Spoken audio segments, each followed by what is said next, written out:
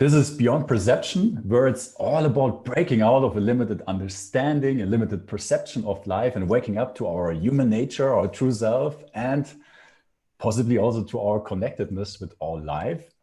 I'm Simon, and I have the true pleasure to be here today with Elena Bensonoff and Alejandro Ferradas. Elena is a pioneer in the field of functional, regenerative, and quantum medicine, and has been sharing her gift of feeling for over 20 years. She founded holistic.com and helps people all over the world to find balance and vitality. Alejandro is the founder of lifeflowcatalyst.com and has used his intuitive gifts for 20 years to help others discover the abundant, love-filled lives they were meant to live. And together, you're offering frequency analysis and are leading and hosting Frequency Revelations, which is also why we're here today. And it's really awesome to have you both as a guest. Welcome, Elena and Alejandro. Thank you so much. It's an honor for us to be here with you. Thank you for having us. And I want to give a brief context of how I bumped into the both of you. I believe it was last December when my wife found your Frequency Revelation episodes with Sasha Stone. And while she, from the first moment, was totally in it, to be honest, I was a little bit skeptical because the first episodes she or we watched were about alien races. And at that time, my thinking was, okay, like, who knows if they really exist? And if they did, what does it matter anyway? This is just another of these like esoteric woo-woo talks. However, you definitely intrigued my interest, and I read David Hawkins' book Power versus Force, which I think you referenced, right? And more or less understood it as an analytical approach, with the intention to measure subjective human experiences in an objective way, and that got me. And since then, I have watched many of your episodes. I also had my own frequency analysis with you, and I might share a little bit about that later if that fits the conversation. But what I found so helpful, and that's also why I'm so excited to talk to you here, is that you seem to provide a framework, which enables to reference own subjective experience versus the whole of human experience. And for me, it was like, when I bumped into the scale of consciousness of David Hawkins, and you might elaborate a little bit about that, it was like, oh, wait a minute, where am I right now? What am I experiencing right now? And then also, wait a minute, this is not all what's possible. Look at there are other experiences possible, and it really helped me to open up for, let's call it, other perspectives too. Like not just projecting my experience onto others, but oh, wait a minute, someone else is possibly somewhere else. And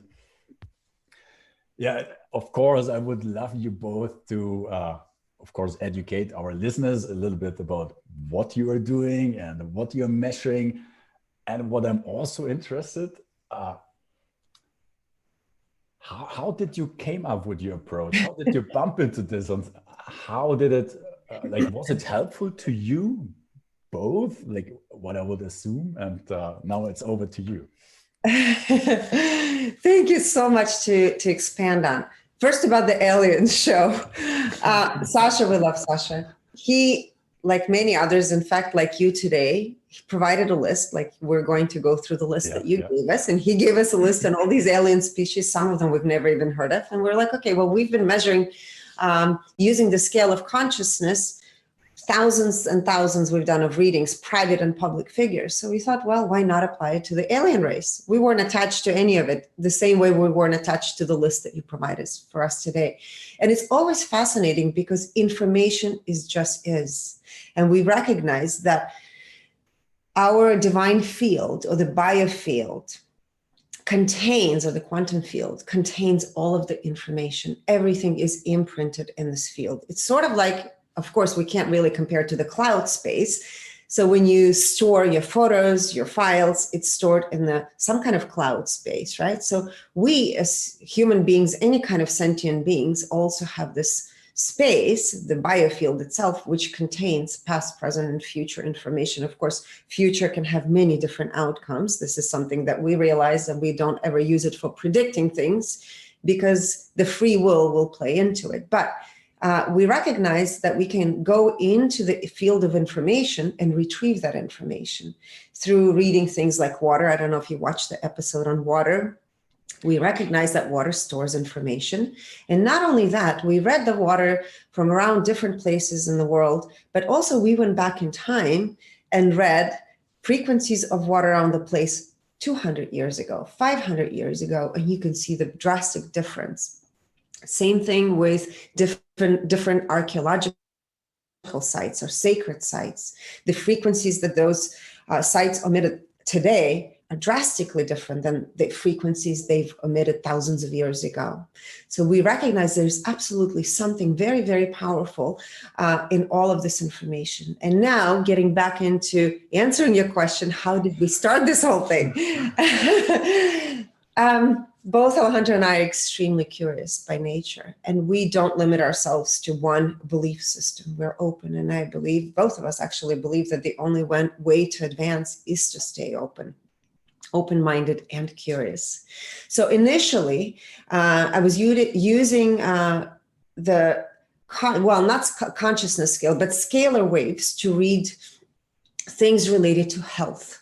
Okay, and this is something that I've been doing for many, many years.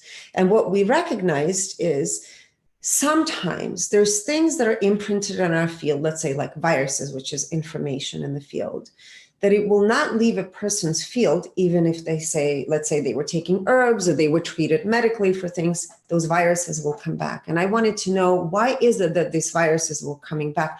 In fact, one of the ones that led us to this work was the Epstein-Barr virus. And I wanted to know the frequency of that virus. That was number one. Number two, I wanted to know, why was it coming back? And we recognize that viruses, this is just an example, kind of imprint themselves in the field, in the human energy field, with the emotions, certain unresolved emotions, events, and situations. So then we began to go backwards and test what were the events and situations in that person's life when that virus got imprinted, and what did it correlate to? What events and situation it correlated to, and what was the emotion? So this is how it all started. And then it was a huge aha moment. I said, oh, why don't we look at ourselves and look at frequencies? Because of course we've read Dr. Hawkins' book, which is great, a great concept on the scale of consciousness, which is all linked to different emotions. So, okay, we knew he measured one number and he assigned one number to each person, right? And we recognized through our readings that we're so much more than that one number.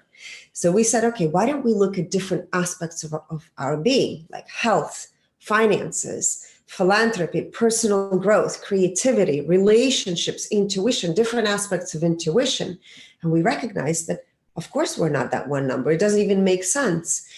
And we also recognize that going and reading our lifetimes, and in many, many, many people's, like thousands of cases, everyone's numbers, of course, fluctuate throughout life. And it is when we have our own dips in life is where our biggest growth happens. But also, this is where emotions, events, and situations get imprinted on our field. And it gives us all an opportunity to, of course, either transcend or stay in that. And we see it over and over in many cases where some people stay in those lower frequencies for many, many years.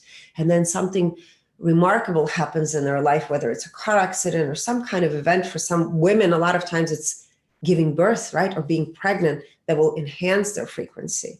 So there's many different things that started happening when we tested people. And it also expanded our view, our knowledge, and also the recognition that, wow, the feedback from people was, how would you know this information? No one knew. This is like my deepest, darkest secret. I don't even want to face it. So through this feedback, our practice has drastically expanded, and we've added now over 20 categories of what we read in a person. And of course, you've had that experience, so you know exactly some of the things we've shared with you, I'm sure you've had like your light bulb went on. You were probably thinking, how would they know? But we know because it's through the scalar waves, reading the biofield. That's where all the information is stored, and knowing how to retrieve it is powerful. So it can be used for many, many great things, whether it's for healing, realigning your own biofield, or giving a person an opportunity to check in with themselves and see where they stand, so you can make a decision whether you want to grow from that experience or not. And everything is fine. We recognize that some people are where they are and they're happy where they are. And it's not necessarily about change. But if you have your inner soul's calling, that there is something greater to experience, just know that it's possible. Sorry, I think I just talked too much. No, that's good. You saved me the time. Yeah. I was awake all night rehearsing. Thank you. Yeah. No, it's wonderful. Thank you so much. Yeah, you just mentioned, or I said it before, I had a reading with you, and I imagine the experience is each time different for everybody receiving a reading. For me, it was very helpful because it gave an outside perspective on my own journey, and it validated, like in my situation, a very difficult time, which I would always like kind of doubt that this really was so bad, and like don't be so tough on, like it wasn't so bad, nothing really happened, like why are you still dealing with that, in a way. Yeah, so seeing your perspective on that, it was like, oh wow, it actually was really tough. Yeah. And yeah, it was not just like a creation of the mind. I mean, in the end, everything is a creation of the mind, but that really helped me to, oh wow, like to develop some appreciation for the difficult times I have been going through, and also recognizing that I came a long way, like, yeah, and it's really helped me to really have a pause and, wow, wait a minute, like no matter what like still happens in this life, like you kind of achieve, maybe it's the wrong word, but kind of like, oh, like that's awesome. Yeah. And and what it also did, yeah, it also revealed or brought to attention maybe some of the weak spots, yeah, like where there's still some like work to do or attention needed, or maybe also a kind of a shift in priority. So I found it extremely helpful. And my wife also had a reading with you. Like her experience was different than mine, of course, but maybe like for those listeners who are encountering this work for the first time. So we mentioned the scale of consciousness before, and there are like, it's a scale from like, do you want to just quickly, maybe in a minute, like explain what the scale is from where to when? Like, Yes. Yes, it's from 1 up to 1,000. 1,000 being a fully integrated being, human being, right? Where there is no resistance whatsoever. The divine intelligence just flows freely. And so it is related to emotions. And based on the predominant emotion, that dictates the level of consciousness that the person is experiencing. And of course, the lower the number, the higher the level of resistance that the person is experiencing, right? And you go from as 1 up to 200, that is what Dr. Hawkins called the force end of the spectrum. And anything from 200 and above all the way to 1,000 is the power end of the spectrum, right? Because it needs, it has less and less resistance, therefore it moves freely more often than not. So we use the scale of consciousness that Dr. Hawkins created as a point of reference, right? To give people the idea of what is it they are experiencing and how they're experiencing it. and also pinpoint the emotions that are contributing to the level of consciousness they're experiencing. But we go beyond that, just one number, like Elena pointed out. We don't use kinesiology. And People say we don't use pendulums. Right. We use actually technology. Yes. And it's not based on our intuitive abilities, although it comes in handy, especially when we're interacting with a person and describing their vibrational frequency analysis. But it is not based on our intuitive abilities, you know? It's pure quantum physics, quantum mechanics. Mm-hmm. One of the questions I had, and I might be playing devil's advocate here, because consciousness, like, it's subjective, right? How can we objectively measure it? And one of the questions I had, if I were to use your technology or your machine, would I have different results, or would those results still remain the same? Does it matter who is doing it? Because I remember from the book that David Hawkins says, like, in order to be a reliable indicator or measure something, you need to be above a certain level of consciousness, if I recall it right. Yes. Yes. And that is definitely extremely important when one is applying kinesiology, because emotions can get in the way and obstruct the flow of that which we're seeking, right? As the answer we're seeking. But the way when we do it, since we're not using kinesiology, it's a different story. But it's still, it is better to vibrate at higher levels or a high level, right? To where there is no interferences whatsoever with the work. Now, it will depend as of the ability of the person to tune in along with the instruments when they are doing the reading, and to get the high level of accuracy that we are obtaining. And that has to do with practice, or, you know, it's like people that are born like prodigy childs, you know, or children, that they at the age of 5, they're playing like Beethoven or Bach or, right? Or Chopin, and without taking any lessons whatsoever. So the instrument works very well. It vibrates a very high frequency. The method itself also extremely high frequencies, but it is very helpful to acquire a high level of accuracy if the person really connects with the instrument, to where the instruments become like an extension of the person. You know what I always say? If you have a piano in your house, by having it in your house is not going to make you a Mozart and concerto piano player. So it's the same thing. You can have the most incredible instrument at your hands, but if you're not good at differentiating what is you, what is not you, when you're working with it, and also practicing, committing yourself fully to using it on a daily basis, you will not be good, period. Yes. And the key, I think one of the key factors is to remove judgment out of the equation, because judgment brings resistance and it slows down divine intelligence, that which we're retrieving, right, from the field of information. So could you say that the higher your own frequency, the more you are aligned with truth, the less you're projecting your own subjective desires onto the results, and the more objective the results are? Yes. And it's, I would say that a great example, Elena talked about water.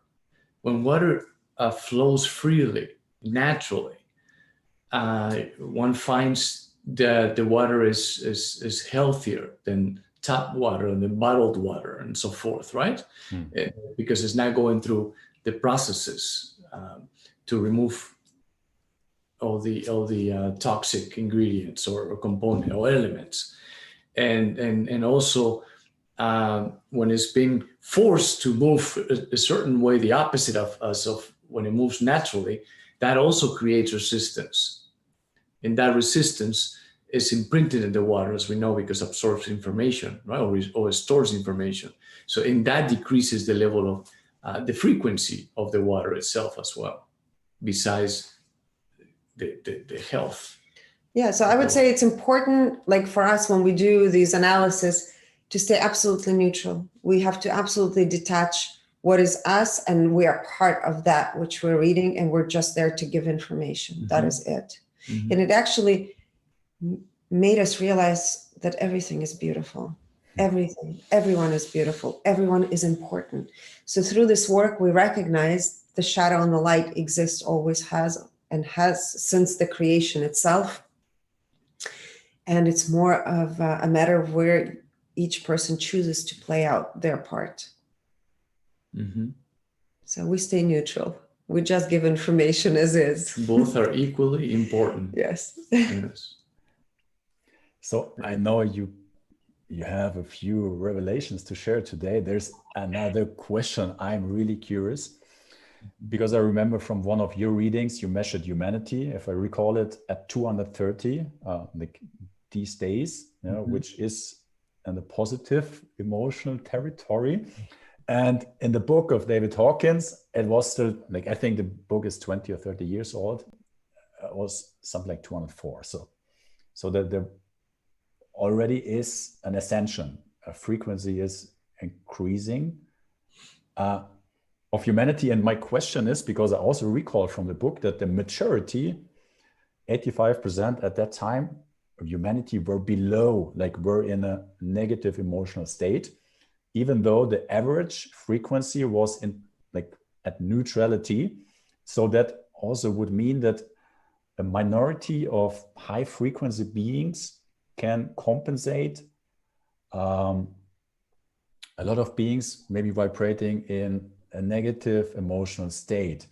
And what I'm now curious to hear from your perspective, mm-hmm. is there a trend in increase in frequency on within humanity? And then the second question, what would you contribute it to if it were like that? Great question. I'll answer part one. You can do part two. We actually have measured the human frequency overall collective, right? Of the human frequency for thousands of years. We went back and we wanted to see the trends. Okay. And what we recognize, it's not that it's going up. It's been going up and down. And we're pretty much in the similar place where we were 2,000 years ago.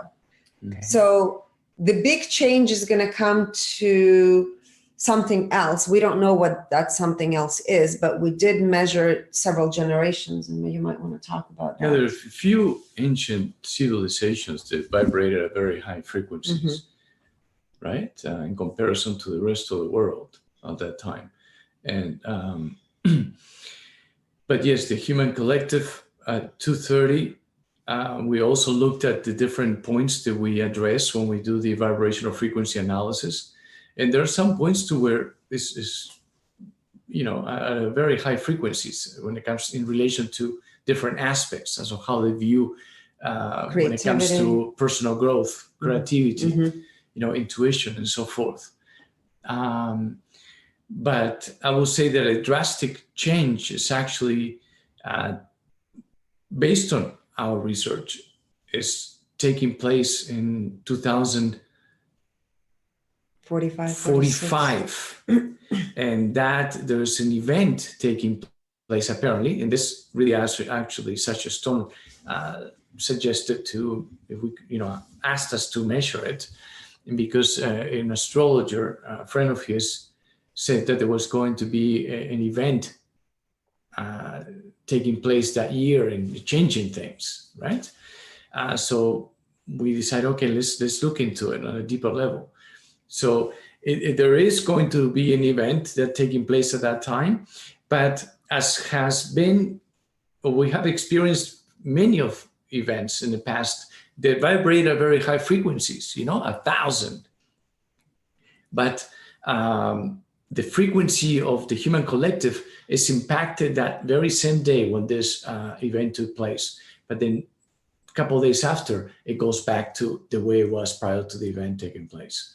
Because the human collective vibrational frequency is not high enough to hold it. Anchor it, yeah. Right, to anchor it, exactly, that's the word, thank you. Mm-hmm. But in 2000, when this event happens in 2045, our frequency is going to move up to 350.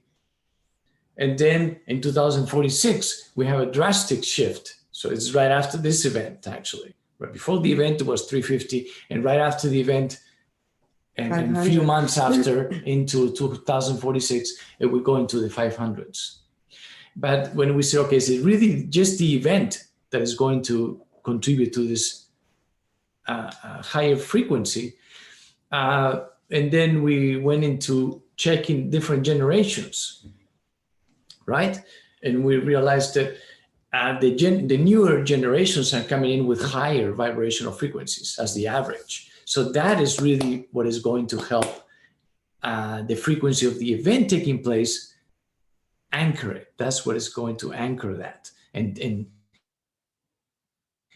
absorb this frequency and take advantage of that, so then they can increase and go into the 500s like it wasn't possible before. But maybe that's how it happened back in those days when those ancient civilizations were vibrating at 700, like the Inca civilization, like the Mayas, the Aztecs, and a couple others, that we have measured.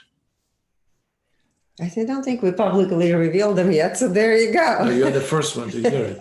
We were going to do a show with Sasha Stone, but then he traveled. Because that was my question. So I missed that episode. We didn't do that yet. Maybe we'll just do it in our community. Because but that was exactly my questions. Like, how is this, if there is an ascension, how is it being done? Are like the different generations like incarnating here with different frequencies kind of contributing to an increase? Yes, that was one of my questions. So but we as a human collective, we're also doing the work, we're also expanding, right? We're also contributing. People are more curious about what is possible, and they're willing to open the door to unlimited possibilities. They're more curious about finding out more and learning more about themselves, like you, like us. Yes. Yeah, I'm looking forward to this episode already. But one of the things you mentioned initially, that you're kind of very open-minded, not detached to a certain worldview, and that was also one of the things we wanted to share today. Look at different worldviews, belief systems, and with what kind of emotional experience they might be related to. And do you think that would be a good time to start with? Yes, because like to me it became ever more obvious that each one of us has a reality filter through which we see life, right?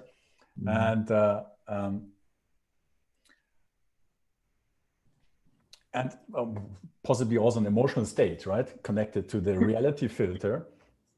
And in David Hawkins' book, he called it attractor pattern, which it was sticking with me because it felt very magnetic. It felt like, oh no, this is all there is.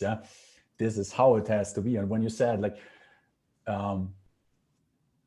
that it is very helpful to you to not be detached to a certain worldview, it makes a lot of sense to me. And I know that there are so many different worldviews. We possibly could talk about those for days. We selected a few today to look at them, right? I want people to know you send us the list the day before. So talk about non-attachment. And I was so excited. I'm like, I want to know.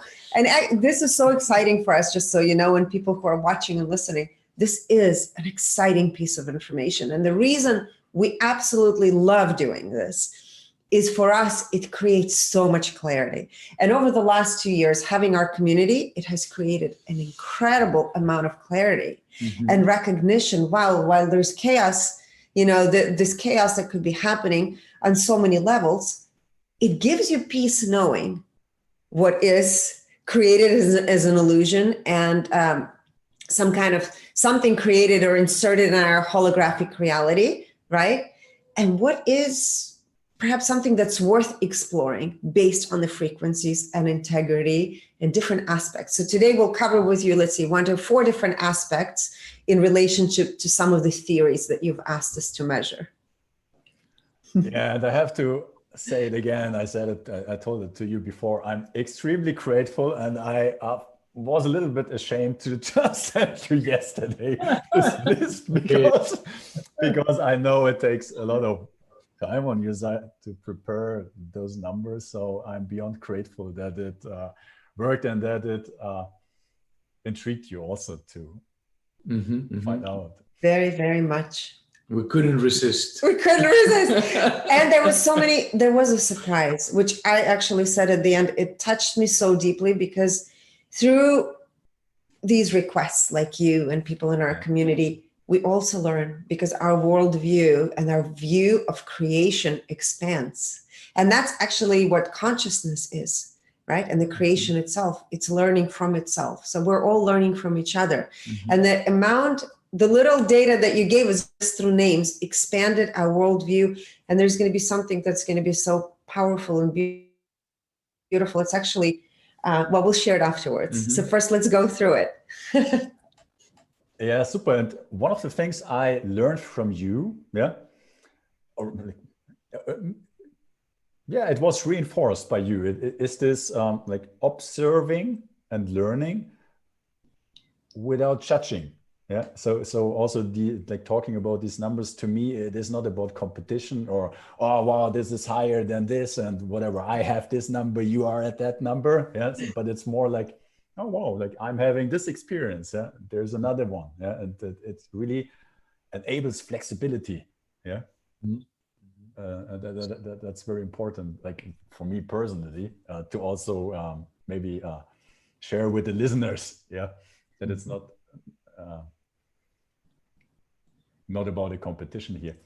And we always say that. Actually, we've had a few people who join our community and they will say, where's your timestamp on all these things? And why aren't you putting these numbers on each slide? In our community, we don't do that because it takes away from the message.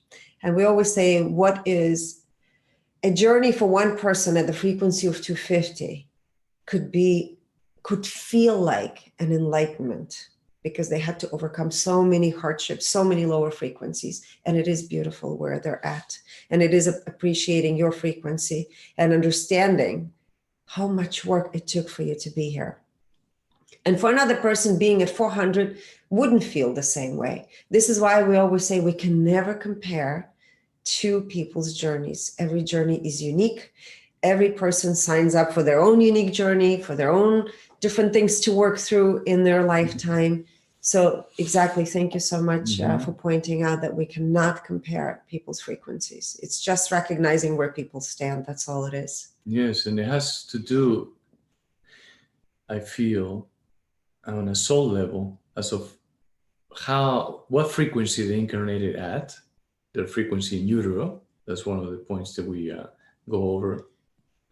And the frequency they were born at, and also their frequency before incarnation. That's something that we have incorporated lately. I don't think we did that for you, no?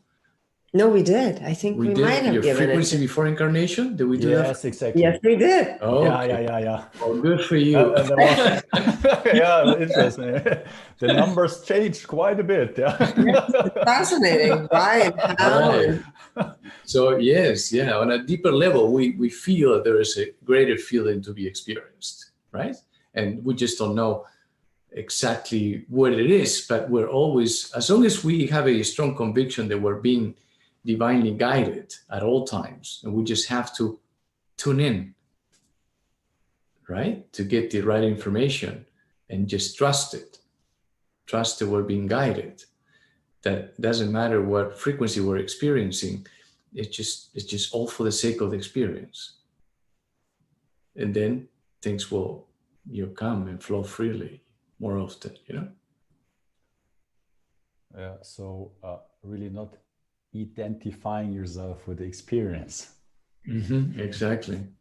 By thinking too much. Mm-hmm.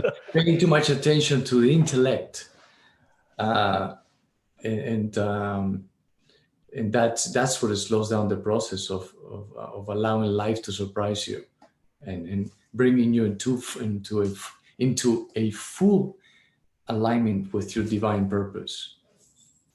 That's one of the points that we also measure, right? Alignment with divine purpose and alignment with personal purpose. Yeah, I think this was a message to me. Yeah. Yeah. To all of us. Yeah.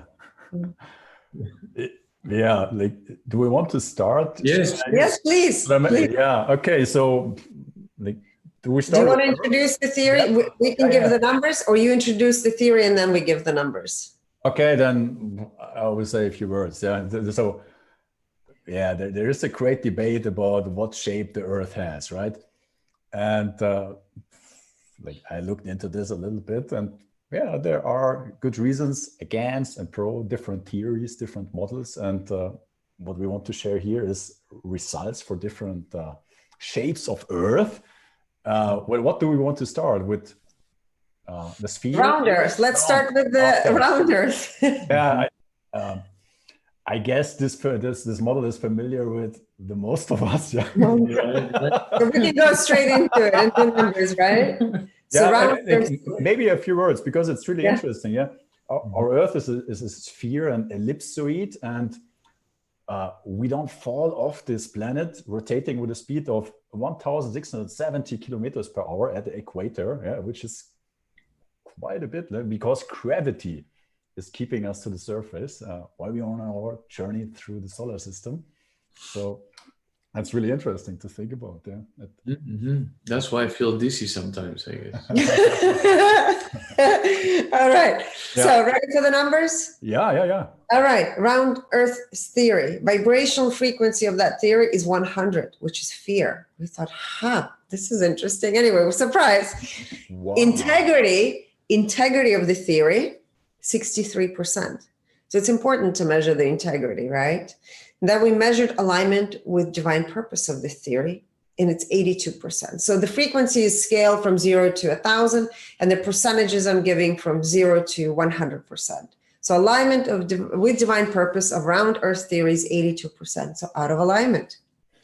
Alignment with its mission, the mission of the theory, is 99%. So what does this mean? I don't know, but these are the numbers. Well, whoever came up with the theory was really felt a sense of fulfillment, right? As of that he accomplished his mission almost to the fullest. Yeah, very interesting. 99%.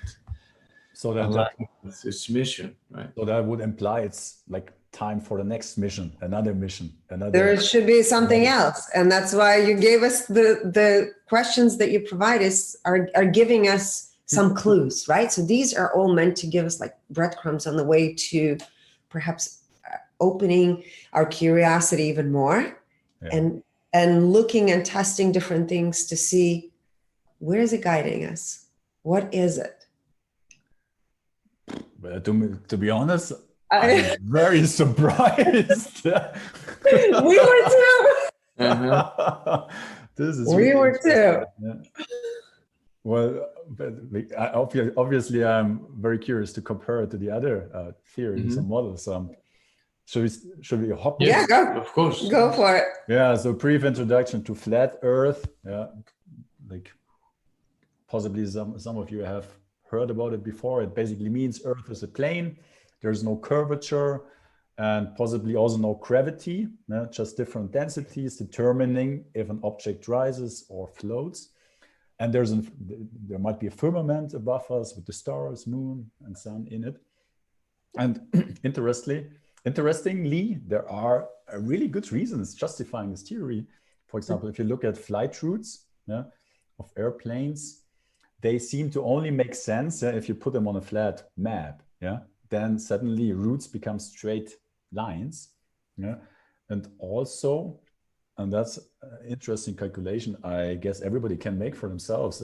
You can use Pythagorean mathematics, formulas, because if Earth would be a ball, a sphere with curvature, if you look for, like, and I'm using the example of Lake Constance, which is the largest lake of Germany. So from one side to the other, it's 40 kilometers. And there, by the theory, if Earth would or is a sphere, there must be a water tower, like a water wall in between of, I believe it's 16 meters. Yeah, like based on the curvature, like we're experiencing, or we should have if planet Earth exists. But you can, like with clear view, you can look from one side to the other. Yeah, so there, the water tower seems not to be there. Yeah, so it's really interesting. Yeah, to think about the reasons. Yeah, because firsthand you would say like it's ridiculous. Yeah. I mean, I've never looked into flat Earth theory, but anyway, the results are very interesting. Are you ready for the numbers? Yeah. Vibrational frequency 200. Integrity 85%. Alignment with divine purpose 74%. Alignment with its mission 96%. So 200 is a frequency of courage, right? That's like the gateway to recognizing the connectedness of it all, right? Whereas the 100 frequency for round Earth, that's fear. That was fear-based theory, which we thought is interesting. Yeah, so this is opening to something. I would say it's opening a door. Yeah. This is so interesting. The next one would be hollow Earth, and it's a concept proposing that the planet Earth is entirely hollow or contains substantial interior spaces. Like if you look at Wikipedia, it was suggested for the first time 17th century. And like defended through the mid 19th century, and like now it's called pseudoscience and not really any longer scientifically viable hypothesis. Yeah, what I find interesting is we did an episode with Sasha where he had us measure Agartha, supposedly the city, and the civilization in the Earth, and there was a frequency, I think, of 700. 700, and then he had us measure the sun, inner sun, which vibrated at a frequency of 10,000, which is the same frequency as the sun that we see. So the hollow Earth theory, are you ready? Yeah. We talked about getting some drums. I know, we need drums. Vibrational frequency 500. Integrity 94%.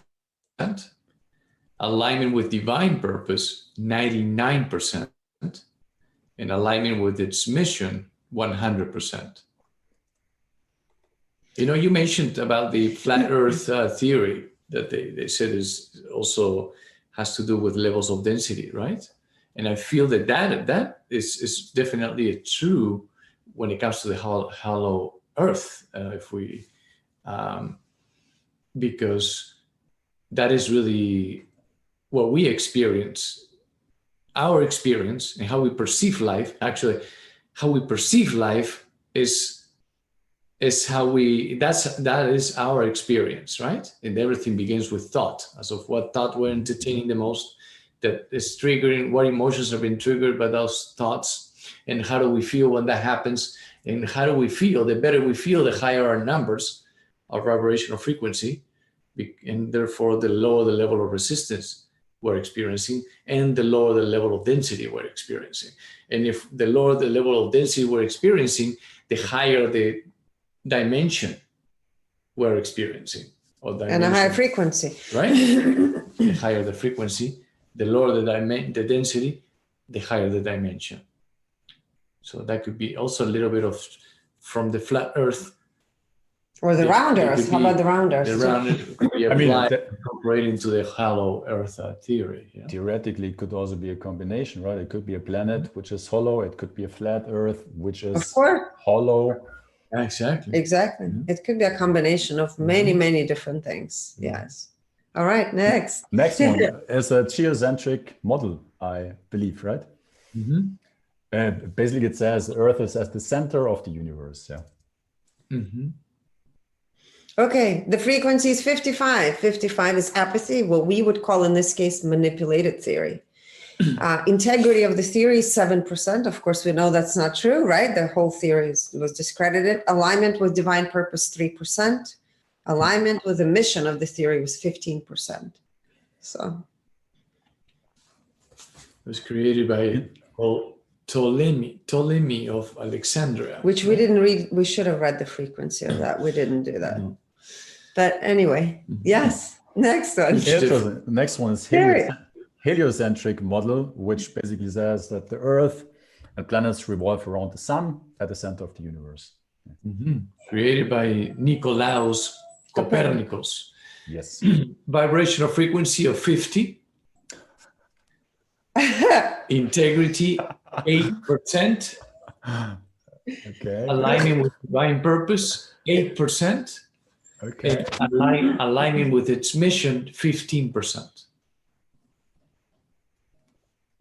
So perhaps there's something else. Yeah, that was my question. Okay.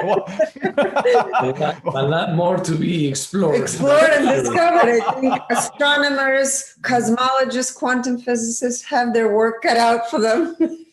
Interesting. Yeah. Very. Okay. Yes. Very unexpected to me, to be honest. Yes. For us too.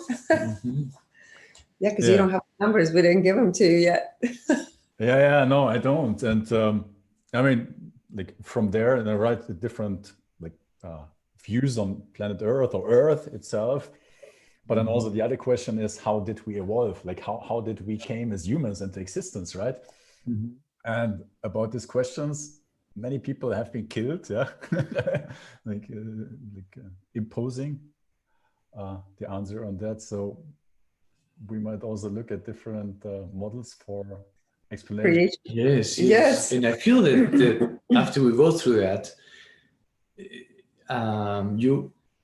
we don't know the specifics, of course, but the feeling of it is that you can find a correlation between what we're about to reveal and what we just revealed when it comes to the Earth theories. In relation to the evolution of how we came to be, right, as humans. Yeah, I'm excited. Go for it, go. So do we want to start with creation? Yeah. Please, yes. Yeah, like in a sentence, it's really an all-powerful, mighty God created us humans, respectively, all creation. And it's like if you look at the Bible or the Quran, it holds that God created the world and mankind, like even within 7,000 years. And creationism is associated with a dogmatic doctrine of salvation in an absolute manner, and many other biblical interpretations. I guess everybody's familiar with that. Religious creation. I will say one thing. This is where the God is personified. Yes. Right? Vibrational frequency of religious creationism is 50, manipulation. Integrity of this theory is 5%. Alignment with divine purpose, 2%. Alignment with the mission, 97%. Very, very revealing. on target to fulfill their agenda, right? Yes. Interesting. Yeah, that's so interesting. So, next one. The next one would be Darwinism Evolution. It's a predominant explanatory model today based on Charles Darwin's theories in the second half of the 19th century. And basically it postulates that higher life forms developed from lower, that the first unicellular organisms evolved from organic matter accidentally by so-called biogenesis. It's a very materialistic worldview, and it's based on the assumption that life originates from matter, and everything that exists, life, consciousness, is a function of material energy and can be explained by the laws of matter, right? Yes. Vibrational frequency 55. integrity, 21%, alignment with divine purpose, 15%, alignment with its mission, 88%. So those two theories can be thrown out the window. Yeah. No, I don't want to hop into these frequencies, to be honest. Let's do the one on human race genetically engineered Okay. alien slave race. Yeah. Yeah, super. Yeah, that was another concept. Some researchers like Zekaria Sitchin believe that, for example, the Anunnaki genetically engineered modern day humans by crossbreeding with Homo erectus. They did that to use humans as a slave species race in order to mine gold from the earth. And of course, there are a lot of different versions of that story, but that's kind of, I think, the umbrella. Mm-hmm. Okay. Human race genetically engineered by aliens as a race, slave race, vibrational frequency 55. Integrity 59%. Alignment with divine purpose 46%. And alignment with its mission 96%. There you go. Mm-hmm. Interesting. Really interesting. Mm-hmm. Yeah. And then next one, right? We have another one, which is so-called involution. Should I share a little bit about? Yes, please. Yes. Yeah, so we talked about the evolutionary theory, indicating basically that higher forms evolved from the lower, matter as the source, and with the involutionary model, it's basically the reverse. Yeah, the lower are generated from the higher, consciousness being the source of all, and hence involution can be defined as interdimensional, cosmically descending evolution, controlled and executed through mental impulses which inspire and form matter. It's a cosmic hierarchical creation from the highest, least dense dimensional world to the world of three-dimensional dense planets and bodies. And it really means that spirit precedes matter, and that creation occurs when spiritual beings go into matter, yeah, and form entire worlds, yeah? As well as fate and destiny through their respective orientations of consciousness. Yeah, so it's basically materializing from consciousness, energy, matter. Yeah? Yes. This is the one we were reading. We actually both had chills. It's like energy. Everything is energy before it becomes matter, right? Matter is just frozen light or energies. Yes. That's why everything vibrates at a specific frequency. Yeah. You know? Vibrational frequency for the involution 700. That is what the enlightenment, that's where enlightenment begins, right? 700. Integrity 100%. Alignment with divine purpose 100%. Alignment with its mission 100%. And based on, we had to look it up actually after we read it. We were like, what is it? And then I said, this is very much in alignment with where the quantum physics right now is going. Yes. So it makes sense. Interesting, yeah. So my question, if mission is 100%, so that means it accomplished its purpose and something else is coming now?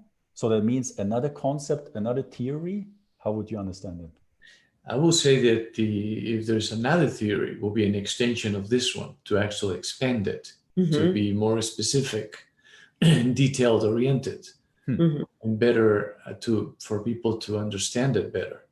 And so if they feel it as something that it is that resonates with people, but in order for that to happen, or in order for that to take place, people's vibrational frequency has to be higher, right? Because that is how they can actually perceive it from a higher perspective.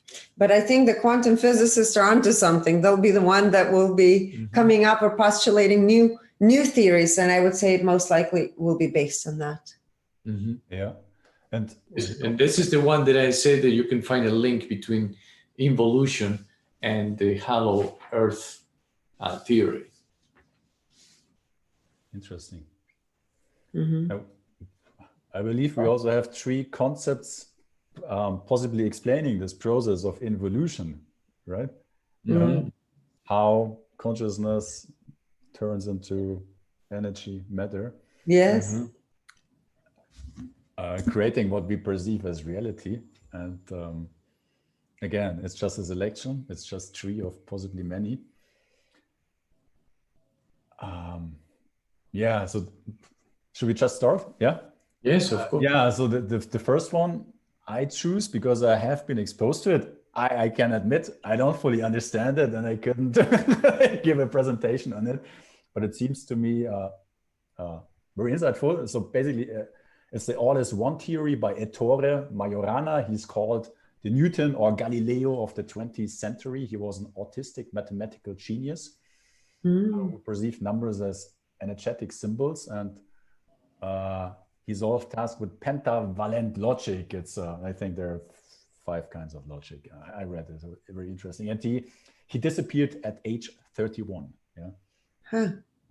And his model operates with 5 spheres: consciousness, the so-called formation, energy, more subtle energy, and finally, it's called, I don't know how to translate it correctly. It's in German, Feinstofflich. It's a different form, like a denser form of energy, and then matter. Yeah? And of course, there are far more details to it. What I would propose that we kind of present them, and then the listener, if they're intrigued, they can learn a little bit more about those theories. So we might do like another investigating those models. Yeah. Yeah. And, keep in mind also that these are the possibilities that we're all given right now to kind of, it's a translator. We're trying to translate even with these theories, right? And quantify things that are so beyond, I think, our human perception, right? But anyway, the overall frequency for all is one theory is 350. And actually, when we read that, I said to Alejandro, wow, this makes sense, because 350 has to do with acceptance of self, and therefore acceptance of others. It's a very powerful frequency. So it makes sense, all is one, because when you recognize that you are me and I'm you, you're accepting you for who you are and therefore me, right? So that's the 350. Integrity of the theory is 86%. Alignment with divine purpose is 90%. Alignment with its mission, 95%. So this is onto something. What that is, we don't know yet, but perhaps there's going to be another genius that will come along and use that as the base to move forward, combining it with the inversion theory. And of course, we tested Ettore Majorana. We've never heard of this before. So this is just our numbers. His overall frequency was 400, so makes sense. He's a mathematical genius, as you shared. That's a frequency of reason, the ability to decipher large amounts of data. So that would give him that frequency. And his integrity was 100%. Yes, he is onto something for sure. He was, right? Yes. Yeah. Still there is a missing piece. To where still he's onto something, but there's a missing piece to complete the puzzle. Yes. It's really like playing a puzzle, right? You don't have all the pieces yet, but some at least. Yes. Oh, that's really interesting. What's next? Chakra model. Yeah. Okay. This chakra model is developed by Ruth Huber. It's something I'm personally familiar with, and was very helpful. It is very helpful to me, and it basically separates reality into 14 different levels, chakras, our bodily chakras, 1 to 6, as the lower octave of astral spiritual octave, chakras 7 to 12, with 14 being the source, unity, the nameless. And each one of us with our focus perceiving reality through one of these different chakras. Yeah. Focus in the lower 3 chakras, which possibly a majority of people are in, leads to an instinctive, reactive experience. 4th is an emotional experience. 5th, more mental experience. And the 6th, or an open 3rd eye, which according to Rutuber, around 15% of humans have, enables to traverse the astral planes or illusionary heaven and access spiritual dimensions, which are chakra 10 and higher. And that's according to this concept also where the higher self resides. All right. You said that, sorry, chakra 14 is source? Yes. Yes. So, well, we measure the vibrational frequency of each dimension, right? And the vibrational frequency of the dimension 13, which, let's say, this, the way you're explaining it, we can correlate it with chakra 13, right? It's at 1,000. But source is infinite. But source is there's that is I doesn't resonate with me, that as of 14 being source. Right? Because we measured higher dimensions. Right. And Cuckoo, was it the scientist? Cuckoo? Yeah. How do you pronounce his name? Cuckoo. Cuckoo. He's saying a quantum there's physicist. only 11 dimensions, right? Which we don't agree with. So we agree more with what she's sharing as of at least going into 13th dimensions, right? Related to the chakras. And we feel that even more dimensions than just 13. Yeah. But okay, now vibrational frequency of the chakra model by Ruth Haber, 500. Integrity, 100%. Alignment with divine purpose, 97%. You see, that's probably why there's a missing piece there. Alignment with its mission, 100%. So she fully believes, and she's acting in full integrity based on what she believes, well, based on what her truth is, right? And she has accomplished her mission. So that's great. She's just missing a little piece there. Like most things we're seeing, it's like, right? There's just more. Expand it and get it to a greater version, right? A more limitless or unlimited one. Yes. Yeah? Yes.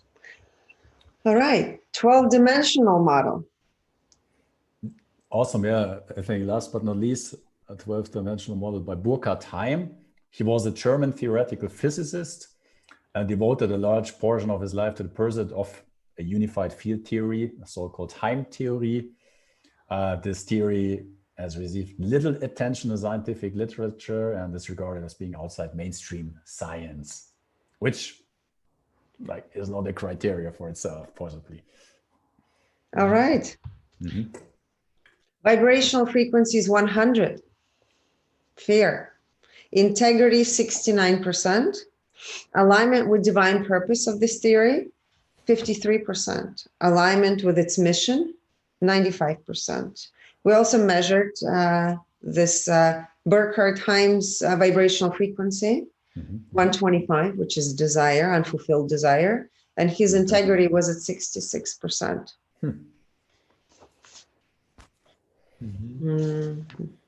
And now, last but not least, you asked us to read we've never even heard of. But thanks to you, I will say this. It's been an honor and a privilege to read this person that we're going to reveal in a moment. And I get excited when we actually, because we've read a lot of male figures with high frequencies in the last century. It's nice to be able to read a female who is remarkable. I don't know much about her. Due to you, it's the first time we read her, and I'm very curious. So let's introduce her, and then we'll share the numbers. Okay, yeah. So it is about Anandamayi Ma.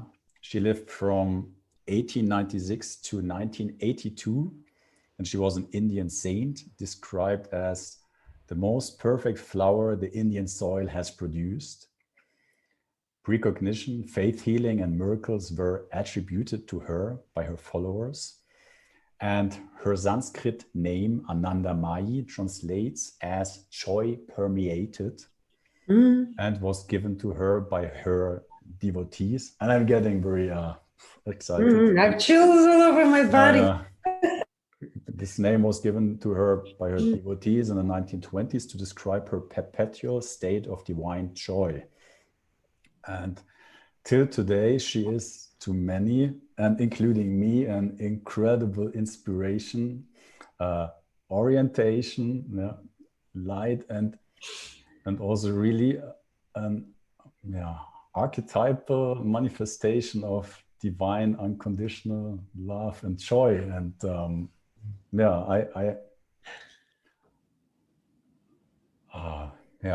I had some experiences which are beyond any words, and that's also why I would love to.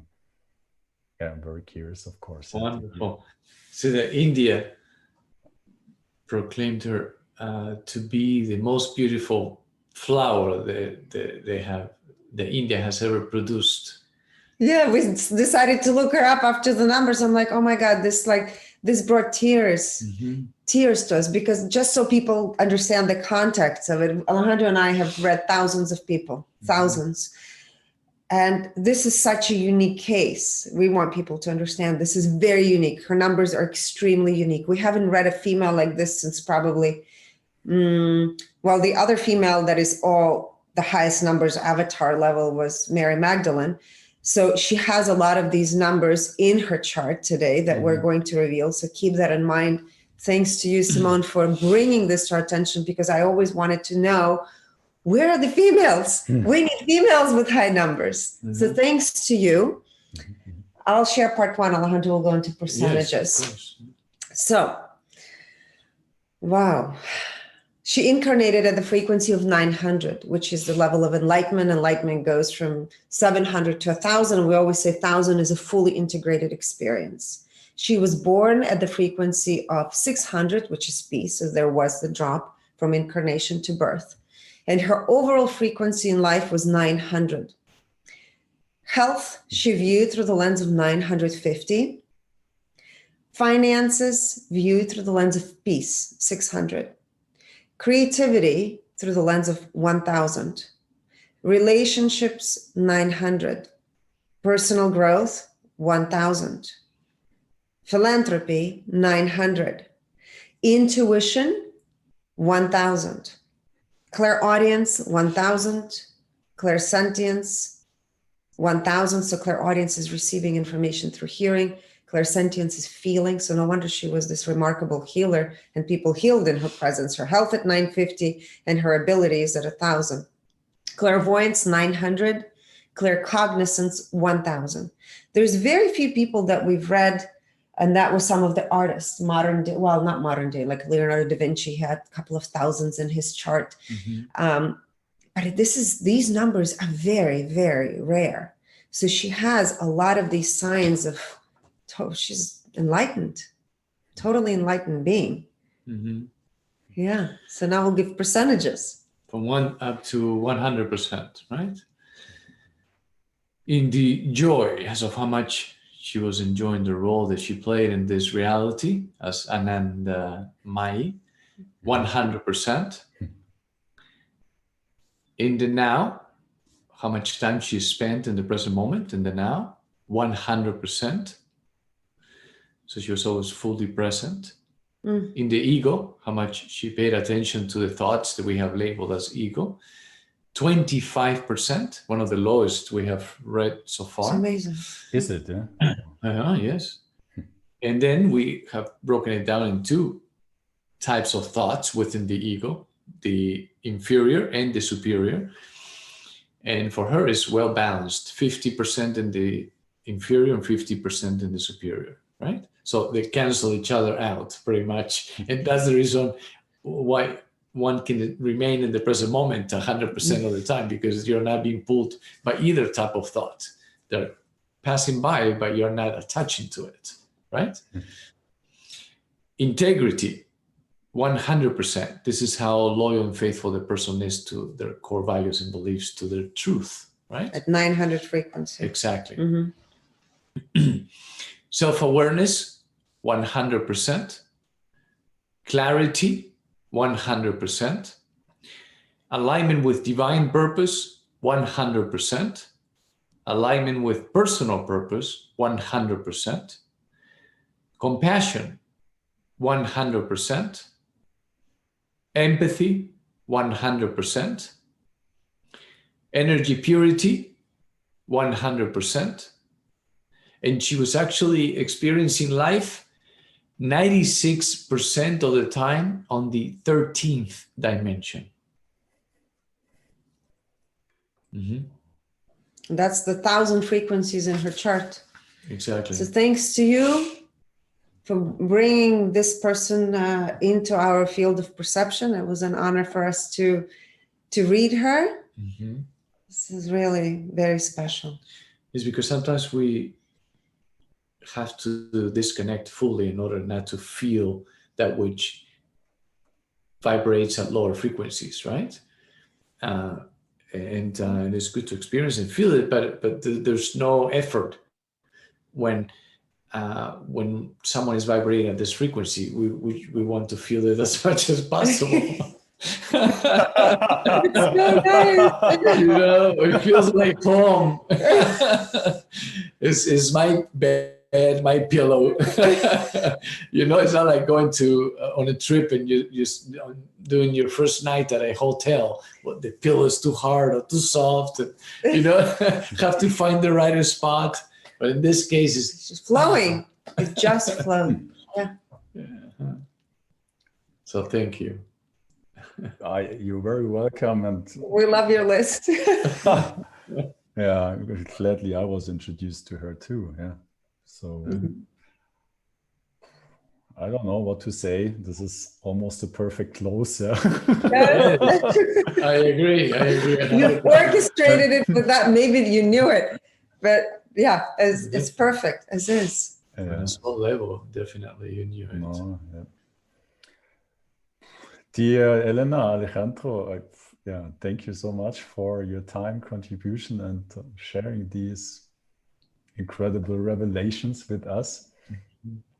Thank you. Yeah, I will, of course, add resources and also how to contact you, learn more about you to the show notes of this episode, so that each one who's listening to this and wants to learn more. And join our community. We have global community where we have like over 70 episodes. People from every country in the almost every country in the world, you know, and like-minded people that one can meet also and learn and, you know, continue to explore what's possible and what seems to be not possible and eventually becomes possible. Stay curious, open-hearted, open-minded, and it will lead you to beautiful places. That's when magic happens. Nothing to add, yeah? No, I can definitely recommend for those who have not yet watched your revelations, check them out, look through the webpage. There's so much to learn and see, and I'm part of your group, yeah, so I can truly recommend to join that and explore reality together. Yeah, that's right. What really drives me too. There's so much to learn, explore, and thank you again. Yeah, thank you, listeners, for joining us on this discovery and exploration. And never forget, all is love, fear is illusion, all beings are free, and truth can never be destroyed.